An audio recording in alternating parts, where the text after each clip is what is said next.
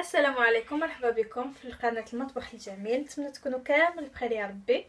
وصفتنا لها اليوم هي عبارة على حلوة هي في قسنطينة نسميوها المشوك. هي عبارة على غريبية بالكاوكاو. ما تحتاجش بزاف مكونات. المكونات نلقاوها في كل بيت.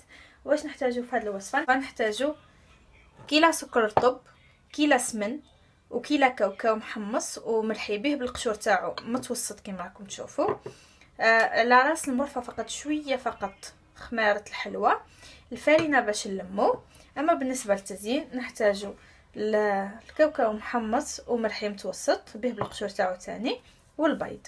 هنا حبيت نقول لكم حاجه على السمن. هنا اللي ما عندوش سمن ويحب يستخدم المارغرين ولا الزبده، هنا لازم تصفيو لها الماء تاعها.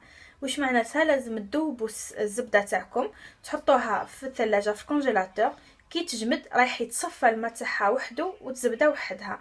نتوما كي تجمد وتخلص تنقبوها، تسيحوا لها الماء تاعها ويبقى لكم غير الزبده الفوقانيه تستخدموها. انا هنا استخدمت السمن عادي.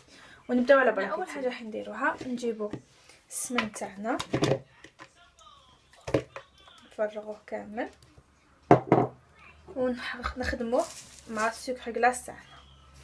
هنا لازم تخدميه حتى يدخل مليح. وهنايا السمن تاعك لازم يكون طري باش ما يعذبكش في الخدمه بزاف.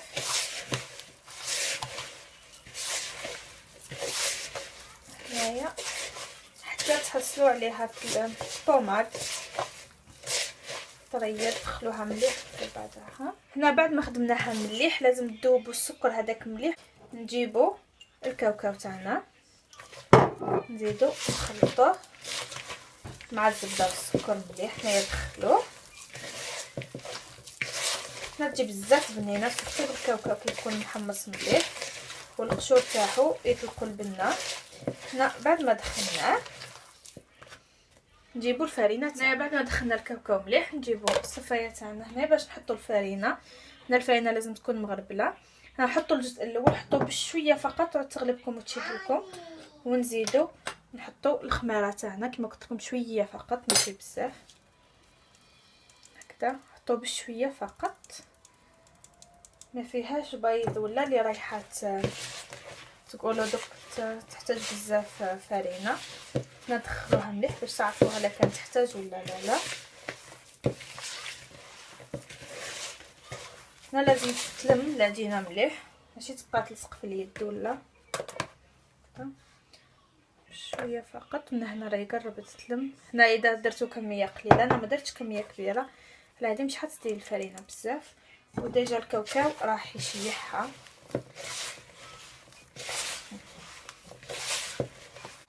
كما راكم تشوفوا هاي العجينه بعد ما لميناها هكذا ما تشيحيهاش بزاف وما تخليهاش طريه. هنا واش راح نديرو؟ هنايا نجيبو شويه فرينه نحطوها فوق لو بلون دو طرافاي تاعنا هكذا باش ما تلصقناش العجين تاعنا. ونجيبو هنا العجينه تاعنا نسيسوها ونحلوها هكذا. نحلوها بشويه فقط من راهي بزاف خفيفه هكذا.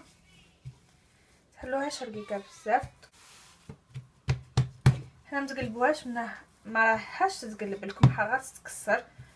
سيو كيفاش ديروها كل قد. هنايا بعد ما حليناها هنا ما تحلوهاش بزاف رقيقه. هنايا كاين طوابع الهلال تقدري ديريهم من هي تجي على شكل هلال.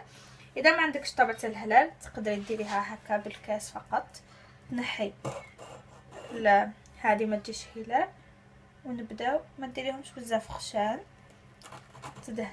تطبعيهم كامل هكا. سيد ديريهم كامل قد بعضاهم دوك نعدلوهم. الحين نعدلوهم هاك شي يجي على شكل هلال كامل.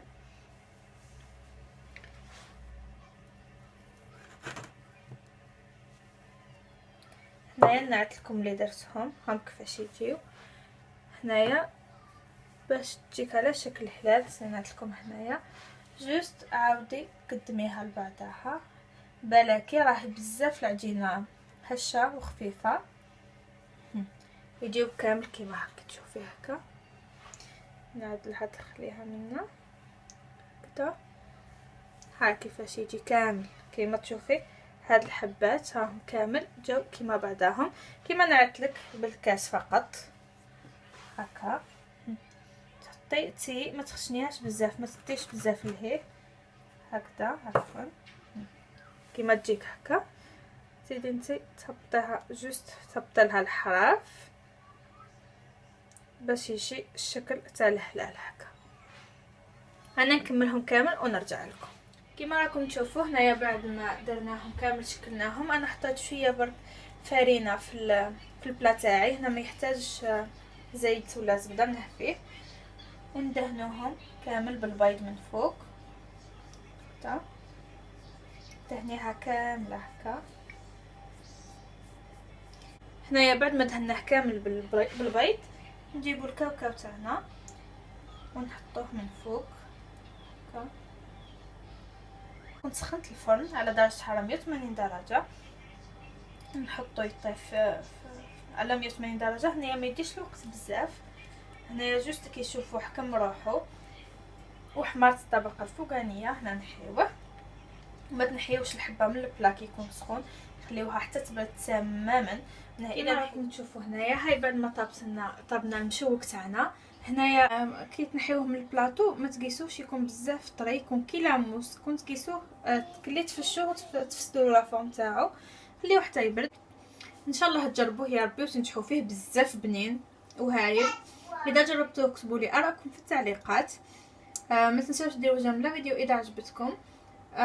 تشتركوا في القناه لاول مره يزوروا قناتي، وتضغطوا على الجرس باش يوصلكم كل جديد. ونتلاقاو في الوصفه الجايه ان شاء الله.